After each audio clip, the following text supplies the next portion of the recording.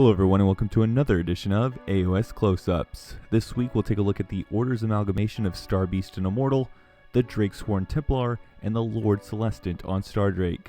We'll explore the background, the rules, and what you need to keep in mind when you find yourself across the table from these celestial leviathans.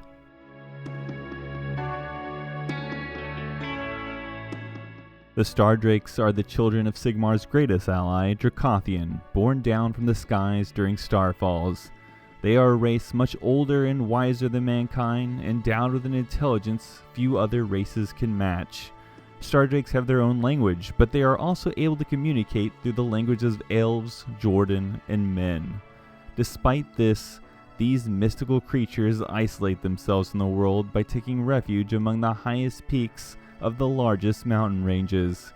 Here they sustain themselves by consuming starlight, aether, and flesh. They will use their tremendous might and steel-like claws to hunt down any beast not tied to the powers of chaos. For those of chaotic abominations, the Stardrakes hold in the highest of disdain. They will use their power over the heavens to command starfire and lightning to rain down and eradicate these creatures of chaos from their hunting grounds. Unfortunately, the Age of Chaos has brought more and more of these monsters into the realms, forcing the Stardrakes from their reclusion in search of allies to help them purge these vile beasts. This migration and the deep bond between Sigmar and Drakothian have brought the Stormcast Eternals and Stardrakes together in their aim to purify the mortal realms from the taint of chaos. When Sigmar called to the gods of order for aid, Drakothian was the first to heed. He made a pact with Sigmar, claiming that those who proved themselves worthy could forge bonds with his children. Together, Immortal and Starbeast would be a force that could collapse an army's entire flank or even fell a greater demon in single combat. Massive jaws that can crush the limbs of even the largest beasts, steel-like claws that can rend ranks of hell-forged armor in one swing, and lightning-sheathed weapons able to smite corruption before blade or hammerhead even tastes the flesh. Few opponents can hope to fell these avatars of order. Stardrakes will not die like mortal creatures, but instead have their spirits return to Drakothian's realm in the cosmos. There, their spirits will enter into a state of metamorphosis to transform into a solar gem, and from these Drakothian can reincarnate his lords of the heavens. And thus, Stormcast Eternals, known as the Drakesworn Templars, must prove themselves in the trials of starwalking by seeking these gems in the lower heavens. Those few who are of the highest nobility and divinity are blessed with the ability to see and touch the solar gems. Returning these gems to Azir will recreate a bond between the Templar and the Stardrake whose soul is held, making the Immortal and Drake share one mind.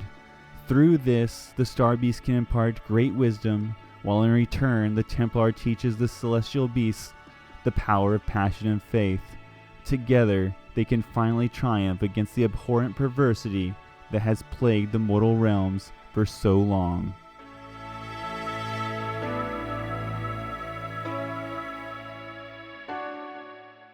Alright, so let's go ahead and jump in the rules, and this week we're going to take a look at the rules for both the Lord Celestant on the Stardrake and the Drakesworn Templars. Now first we're examining the basic stats and the particular rules for the Stardrake itself that's reflected on both of those war scrolls. Now stat-wise, these guys are fast, starting at a 12-inch fly move. They then match this speed with a very tough profile at 16 wounds protected by a 3+ save. Finally, they have an extremely high bravery stat at 9, which doesn't come into play a lot when you're a single model unit, but it's always nice to have because, like I always say, there are some abilities out there that target things based on their bravery. Now the Drake's tools of war are its claws and fangs, and it doesn't have a ton of attacks for a monster with only 4, but each attack wounds on a 3 and has a -1 rend and does D3 wounds each. Now these are very efficient attacks early on, but as the Drake does get hit, it drops from hitting on a 3+ all the way down to a 5+ at the worst. So these are going to become less accurate as you take on some wounds. The Drake does, however, have 3 offensive abilities that make up for its limited attack characteristic. And the first one we're going to take a look at is the Cavernous Jaws. Now, once you select the Stardrake and whoever's riding it to be your next guy to pile in, you'll pile in with the dragon, but before you use its profile attacks, you can pick any model within 3 inches of the Drake and roll a dice against it. Now, if the total of that roll is above the wound characteristic of the model chosen, then the model is just outright slain. You can do this up to 3 times if you're on more than 12 wounds. Now, I want to just take a special note of this and say that it just outright slays the model. It doesn't inflict a wound or a mortal wound, which means it's going to get around a lot of defensive abilities, if not most of them. Now, this makes charging in with even your opponent's smaller and medium-sized 3 wound units like the Blight Kings or Wrathmongers kind of a risky proposition. Even most infantry characters, I would say, are at risk when in range of this attack, as a 6 will just wipe them off the table. This attack is absolutely useless, however, though, against anything with 6 or more wounds, such as monsters or mounted heroes. Now, the Stardrake's second ability is its Sweeping Tail, which is rolled after it makes its attacks. For every enemy unit within 3 inches, you roll a dice, and if that total is less than the number of models in the unit, the Drake inflicts D3 mortal wounds on the unit. Now, this is a great supplement attack to its limited profile attacks. Again, due to the mechanics of the rule, however, this attack is going to be useless to monsters and characters or any other unit that just consists of 1 model. Now, the third and final ability of the Stardrake is the Lord of the Heavens rule. Now, this ability gives the Stardrake a ranged attack that can be used in 2 different ways. We're going to go ahead and start with the second ability called Rain of Stars, as this I think will be the one you'll predominantly be using. Now, each turn you roll a dice, and that total is the number of units you can target. There's no range, there's no need of line of sight. It's just targeting however many units you roll up. Each unit will take D3 wounds on a 4-up. Now, this is of course not the most devastating attack, but it does give your Stardrake a really annoying way to weaken smaller units and even present a real threat of assassination to multiple lone 5 to 8 wound characters. An opponent cannot risk being content to just allow your Stardrake to fly around zapping his characters for 6 rounds. Now, the other ability hits automatically, but only hits 1 unit. You pick a unit within 18 inches and roll a die for each model. Each roll of a 6 inflicts 1 mortal wound on the unit. Again, not devastating, but the perfect pile-on attack to any large unit you look to engage. This combined with the normal attacks, the Cavernous Jaws, and the Sweeping Tail will help you from getting bogged down against a particularly large unit of, say, Blood Reavers or zombies or really any other large horde unit your Stardrake might be facing. Now, before we transition to the riders of these Stardrakes, the last ability that all Stardrakes are going to have is called Arcane Lineage, which will add 1 or subtract 1 to any casting rolls made by a wizard within 18 units of the Stardrake. Now, in a pure Stormcast force, this will really only be useful as a defensive measure, but it's a pretty good one at that, since you're going to be able to subtract 1, and then if that doesn't work, you still get your chance to try to stop the cast from going off. Now, the offensive portion of this rule is not going to come into play unless you decide to mix a different faction's wizard in your army, or at least until GW decides to make a Stormcast Eternal that is a wizard. Alright, so now that we fully covered the Stardrake, let's go ahead and move on to the riders. Now, we're going to start with the Drakesworn Templars. You can arm the Templar with either a Tempest Axe, an Arc Hammer, or a Storm Lance. You can also give them a Skybolt Bow as an addition to their melee attacks, but I'm not sure why you wouldn't do this, so I think we can go ahead and assume that even though it's optional, that all Templars will have these.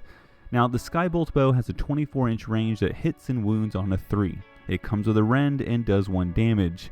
Now, on the surface, it is an accurate, efficient 1 damage attack. It's simple and I think could easily be overlooked just like a Stormbolter on a Rhino. What I think takes this attack to the next level, however, is that whatever unit is just hit by the bolt, no wound is necessary, they will become easier to hit by any Drakothian guard unit that gets in combat with them in the next combat phase. Now, this synergy strongly incentivizes the Stardrake player to bring some Dracoths, as these powerful units, which usually already hit on a 3, will now be hitting on a 2 up. Now, looking over the melee weapons, they all share the same accuracy with a 3+ to hit and wound, but from there, they diverge into completely different roles. The first option, the Tempest Axe, streamlines the unit into an anti-horde tool. The weapon itself generates the most attacks at 6. It doesn't have a rend and only does just 1 wound, but its ability ensures that it can engage large units of 1 or 2 wound models and not have to worry too much about being overwhelmed. As long as you inflict just 1 wound, then you roll a die. If the total is higher than the wound characteristic of the unit, then they can only move 1 inch when they pile in. This is really cool because it keeps the horde at an arm's length while generating enough offense that has the potential of up to 24 wounds. It really undercuts the horde's main advantage of weighing down its target with its numbers. Next we have the Archammer, which on the other hand has the least amount of attacks at a mere 2. If you happen to roll a 6 with either of these dies, then you can make an additional wound roll, but with only 2 attacks there's a good chance you can go an entire game without rolling a 6 to hit, so this is something you shouldn't count on. However, its accurate attacks do have a rend, and if they get past head armor save, it's inflicting 3 wounds. 3 wounds, which is pretty awesome. This is a good supplement attack. Not your main one, but a good supplement one. If you plan to have your Stardrake mainly engage medium-sized elite units and cav, as any failed armor save is really going to count every time you swing with this weapon. Finally, we have the Stormlance, which I think supplements your Stardrake with a specialized attack for the unit the Stardrake is probably least outfitted to combat, which is other monsters. Now remember that both the Cavernous Jaws and the Sweeping Tail attack are useless against monsters. Now combine this blind spot with its limited profile of just 4 attacks, then you can find yourself at a disadvantage to many of the fellow monsters and heroes on monsters out there, particularly when you start taking wounds, as your hit modifier is being changed from 3 all the way up to 5. However, give your Templar a Stormlance and your opponent will find himself playing Russian roulette, because if any of those 3 attacks is a 6 to hit, it will immediately inflict d6 mortal wounds. Again, not a guarantee like the Archammer is not a guarantee also, but being able to skip the wound step and just bypassing your opponent's armor just for rolling a 6 to hit is definitely something that doesn't leave your Stardrake defenseless against an opponent's monster. Now, the last ability of the Templars is called Inspirational Lieutenants, which gives all Stormcast Eternal units within 10 inches of the Stardrake a +1 boost to their bravery, including to itself. So that's going to give him a bravery of 10, which you only really see on undead and demonic units. Alright, so that covers the lieutenants, and we'll go ahead and move on to the head honcho himself, the Lord Celestant. Now he has 2 weapon options, the Celestial Hammer and the Stormbound Blade. The hammer is direct, hitting on 3s and wounding on an incredible 2-up with a -1 rend and doing d3 wounds.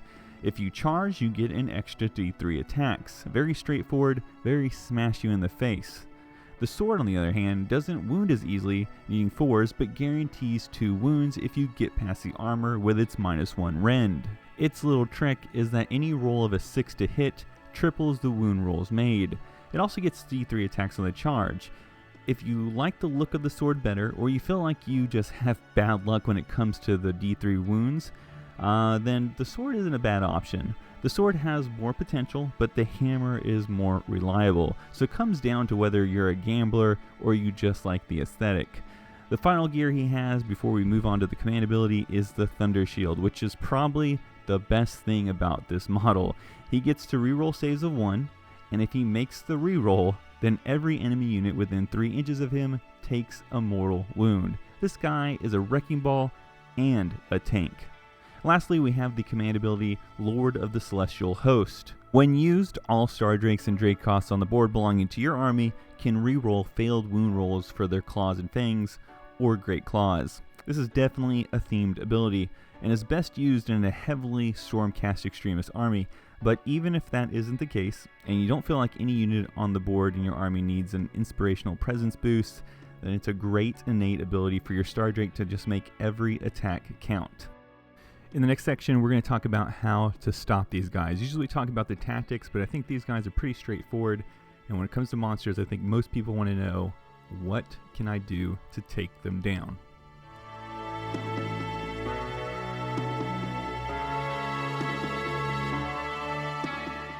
So after going over these guys and all their options, I bet you feel a little intimidated if you see these guys drop on the table.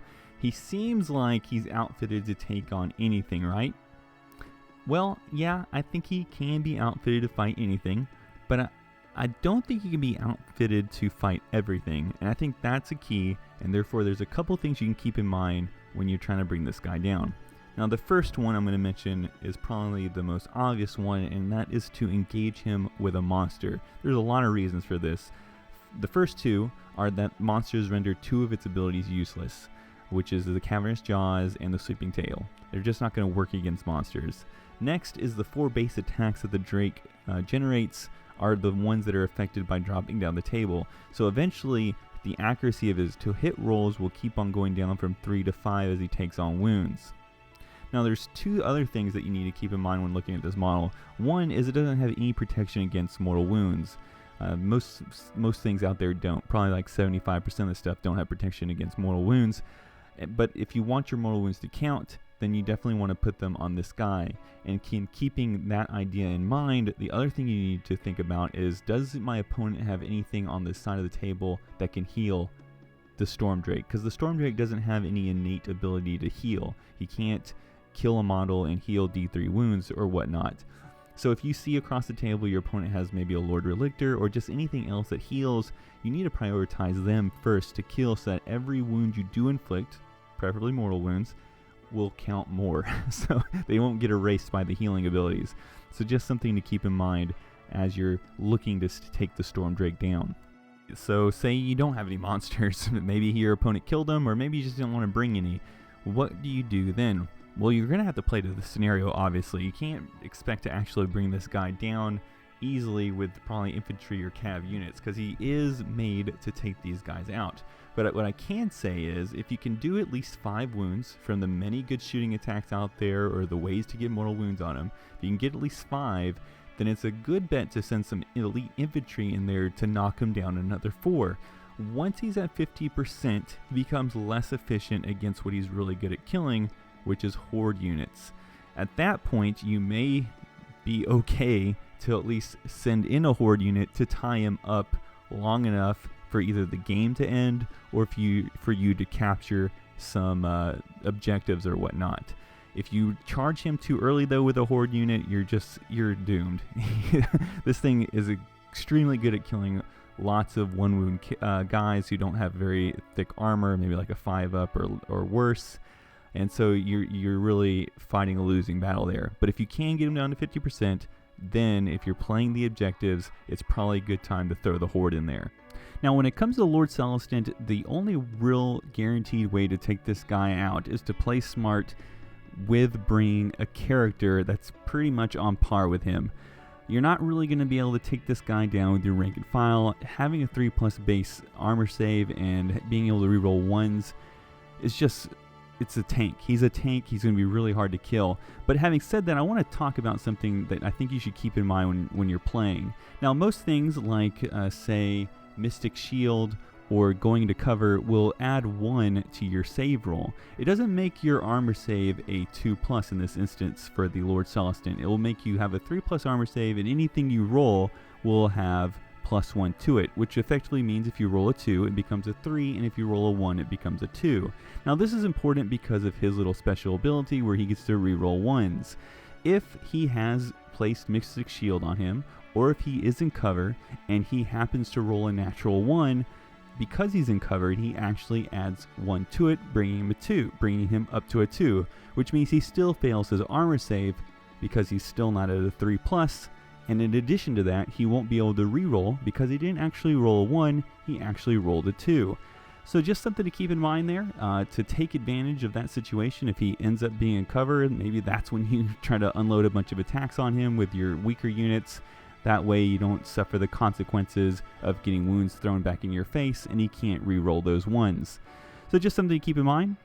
And that will conclude this episode of AoS Close-Ups. Please like and subscribe. Feel free to comment below about what unit you'd like to see next. And thank you for watching.